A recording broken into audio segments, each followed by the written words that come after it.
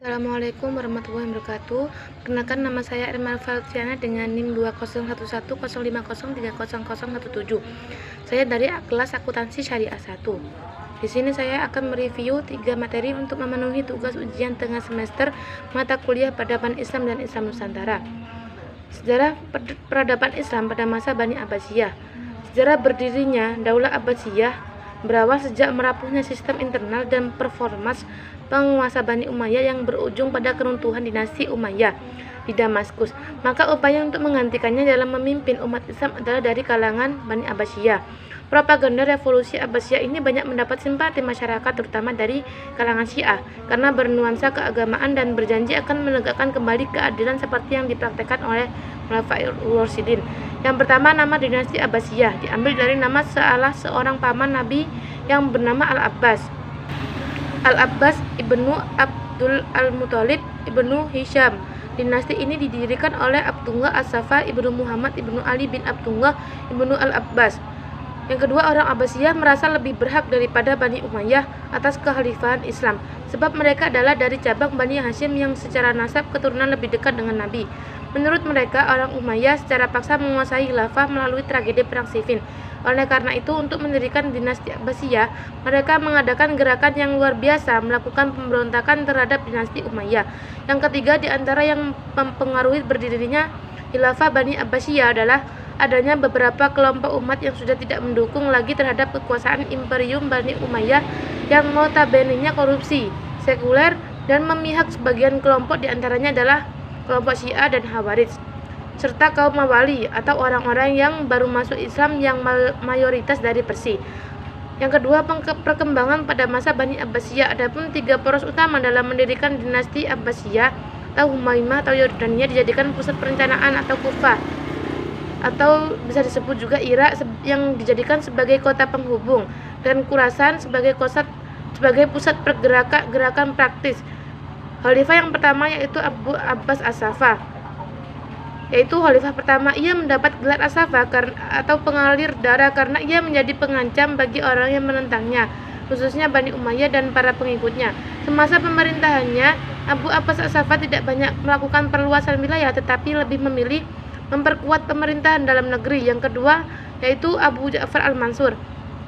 Di antara usaha-usaha untuk menciptakan kemajuan dinasti Abbasiyah adalah mengembangkan ilmu pengetahuan, yaitu dengan menyalin buku ilmu pengetahuan yang berbahasa Yunani, Sanskerta, Persia, dan Suryani ke dalam bahasa Arab, menyusun buku yang berkaitan dengan agama Islam, mendatangkan kaum cendekiawan dari berbagai negara untuk mengembangkan dan mengajarkan ilmu pengetahuan.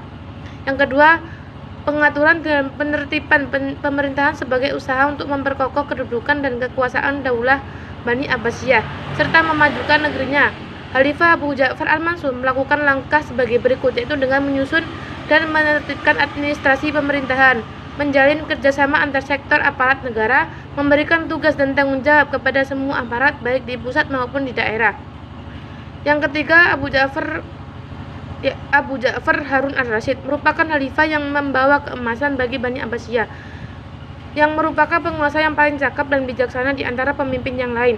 Hal ini dikarenakan Harun Ar-Rasyid memiliki kerja keras yang tinggi untuk mengembangkan dinasti Abbasiyah menuju masa keemasan. Yang keempat adalah Abu Ja'far Abdullah Al-Ma'mun. Pertanian berkembang pesat, kafilah-kafilah datang kembali ramai. Lintas dagang dengan Tiongkok melalui dataran tinggi Pamir atau Silk Road dan jalur laut Sea Roads dari Teluk Persia kembali ramai, menyediakan dorongan kuat kepada pengetahuan, ilmu kedokteran, matematika, filsafat, dan menerjemahkan buku-buku Plato dan Aristoteles. Pernah mengirim utusan kepada Raja Roma, Leo Armenia, untuk mendapatkan karya ilmiah Yunani kuno dan diterjemahkan kepada bahasa Arab, dan wilayah Islam terus bertumbuh. Runtuhnya pemerintahan Abbasiyah disebabkan oleh 2 faktor, yaitu faktor internal dan faktor eksternal. Faktor internal yaitu karena mayoritas khalifah Abbasiyah periode akhir lebih mementingkan urusan pribadi dan melalaikan tugas dan kewajiban mereka terhadap negara. Yang kedua, luasnya wilayah kekuasaan kerajaan Abbasiyah, sementara komunikasi pusat dengan daerah sulit dilakukan. Permusuhan antar kelompok suku dan kelompok agama, merajalelanya korupsi di kalangan pejabat kerajaan, Semakin kuatnya pengaruh keturunan Turki mengakibatkan kelompok Arab dan Persia menaruh kecemburuan atas posisi mereka. Faktor eksternal disebabkan karena yang pertama perang salib yang berlangsung beberapa gelombang dan menelan banyak korban. Yang kedua, penyerbuan tentara Mongol di bawah pimpinan Hulagu Khan yang menghancurkan Baghdad. Yang ketiga, munculnya kerajaan Safawiyah di Iran, kerajaan Utsmani di Turki, dan kerajaan Mughal di India. Demikian penyampaian yang ketiga yaitu sejarah peradaban Islam sebagai ilmu. Sejarah peradaban Islam dipahami agar kita dapat mengerti proses kemajuan Islam dan berkembangannya sejak zaman Nabi sampai saat ini. Pengertian sejarah peradaban Islam.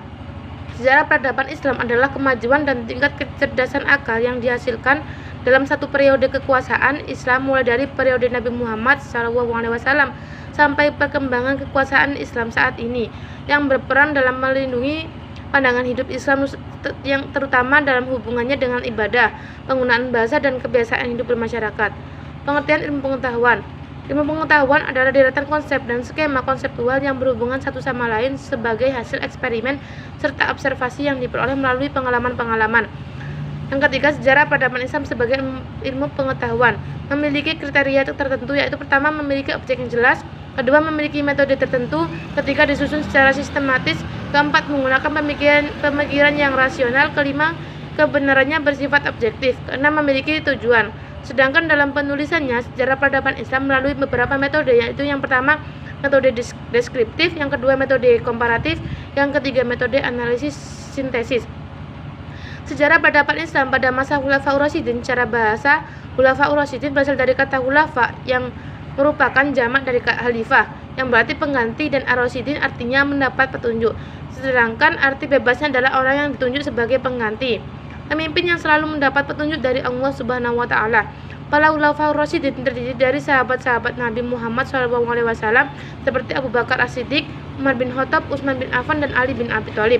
Adapun kemajuan peradaban Islam pada masa pemerintahan Abu Bakar As-Siddiq diantaranya perbaikan sosial masyarakat, perluasan dan pengembangan wilayah Islam, mengumpulkan ayat-ayat Al-Quran sebagai kepala dan pemimpin umat Islam, dan meningkatkan kesejahteraan umat Islam.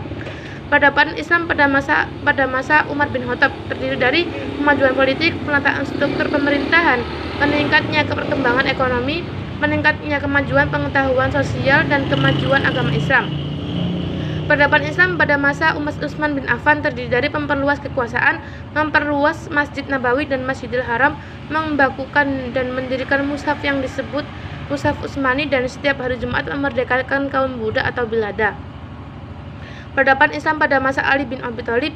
Pada pemerintahan Sayyidina Ali ada empat peradaban yang menonjol, diantaranya mengaktifkan kembali sistem distribusi pajak tahunan, selektif dan dalam seleksi gubernur dan pengawalnya, sistem renumerasi atau penyempurnaan gaji pada pegawainya, dan menjunjung tinggi kepada rakyat. Demikian dari saya. Apabila ada salah kata, mohon maaf yang sebesar-besarnya. Wabillahi taufiq wal hidayah. Wassalamualaikum warahmatullahi wabarakatuh.